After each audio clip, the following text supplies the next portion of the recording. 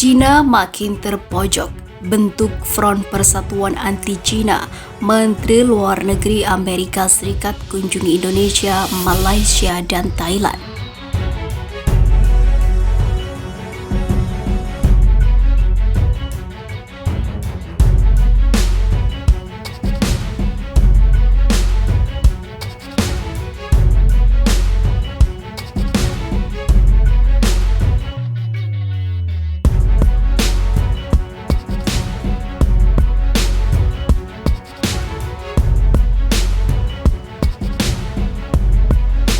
Menteri Luar Negeri Amerika Serikat Antony Blinken dijadwalkan untuk melakukan tur Asia Tenggara mulai Senin kemarin.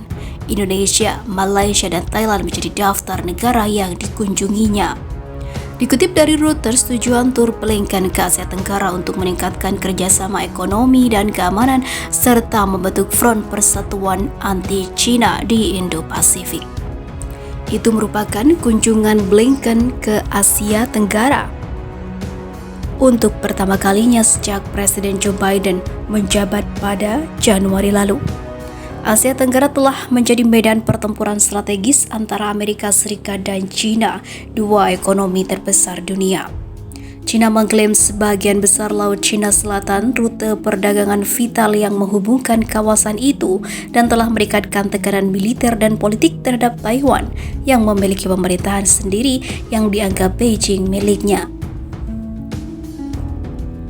Menurut diplomat top Amerika Serikat untuk Asia Daniel Kritenbrink, Blinken akan meningkatkan keterlibatan dengan ASEAN ke tingkat yang belum pernah terjadi sebelumnya dengan fokus pada penguatan infrastruktur keamanan regional dalam menghadapi intimidasi China dan kerangka ekonomi Indo-Pasifik. Kritenbrink menyebut pemerintahan Biden melihat Asia Tenggara sebagai hal penting dalam upayanya untuk melawan kekuatan China yang sedang tumbuh. Kendati begitu, pengaruh Amerika Serikat khususnya dalam ekonomi berkurang ketika Presiden Donald Trump mengeluarkan Washington dari TRACID atau Trans-Pacific Partnership (TPP) pada tahun 2017 lalu. Pemerintah belum menjelaskan apa sebenarnya kerangka ekonomi yang dibayangkan Biden, meskipun Kritenbrink mengatakan akan fokus pada fasilitasi perdagangan ekonomi digital, ketahanan rantai pasokan, infrastruktur energi bersih, dan juga standar pekerja. Insiden lempar puding picu sentimen anti-Cina di Filipina makin membara. Ulah warga negara asing di sebuah stasiun kereta di Filipina memicu kontroversi yang mengarah pada meningkatnya sentimen anti-Cina. Seorang mahasiswi seni asal Cina, Zhang Jiale, yang berusia 23 tahun, melemparkan puding ke arah petugas stasiun MRT di Manila. Demikian semakin dikutip dari The Straits Times. Warga asing itu marah karena ditegur oleh petugas terkait untuk menghabiskan terlebih dahulu puding kedelai khas Filipina itu sebelum memasuki area stasiun MRT. Saat itu pemerintah Filipina melarang benda cair dan gel masuk ke dalam stasiun MRT, menyusul laporan tentang kemungkinan dua zat itu digunakan oleh kelompok ekstremis untuk melakukan pengeboman jaringan transportasi umum di ibu kota. Alih-alih mematuhi perintah itu, Zhang, warga Cina itu, justru berbuat tidak sopan. Seorang mahasiswa jurusan mode itu berdebat dengan petugas keamanan dan melemparkan cangkir puding ke arah petugas itu. Beberapa orang di sekitarnya merekam insiden tersebut via kamera ponsel dan dengan cepat menyebar ke media sosial dan memicu kemarahan nasionalis. Jagat Facebook dan Twitter di Filipina dipenuhi oleh kecaman dan ejekan kepada Zhang yang kini telah ditangkap dan didakwa bersalah memicu kegaduhan umum. Mereka mengkritik warga negara Cina itu sebagai sosok yang sombong dan tidak sopan. Sebagian warganet lainnya menyebut perilaku Zhang sebagai refleksi Cina yang memandang Filipina sebagai bawahan terkait dengan kebijakan Presiden Rodrigo Duterte yang pro-Beijing. Di saat bersamaan, beberapa pejabat tinggi Filipina ikut buka suara tentang insiden itu, termasuk Wakil Presiden. Dia menyebut tindakan Zhang tidak sopan dan merupakan penghinaan bagi negara Filipina. Dia lebih dari tidak menghormati seorang petugas keamanan, dia juga tidak menghormati seluruh bangsa ini, ungkapnya.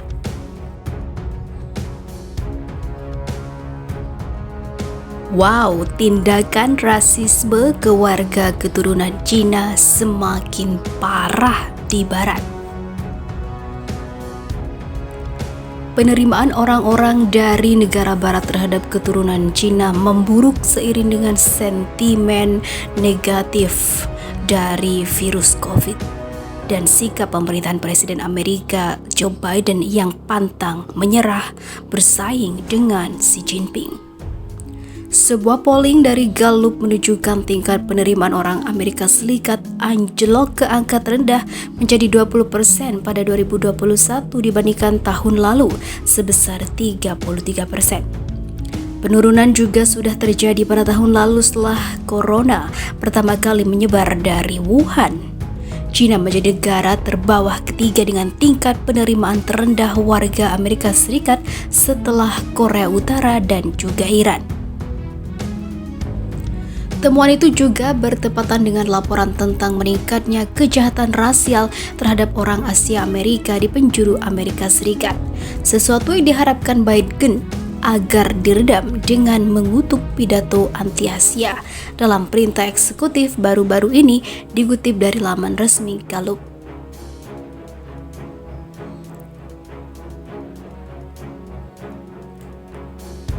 Kami harus melawan pelanggaran dan paksaan pemerintah Cina yang melemahkan fondasi sistem ekonomi internasional, kata Joe Biden.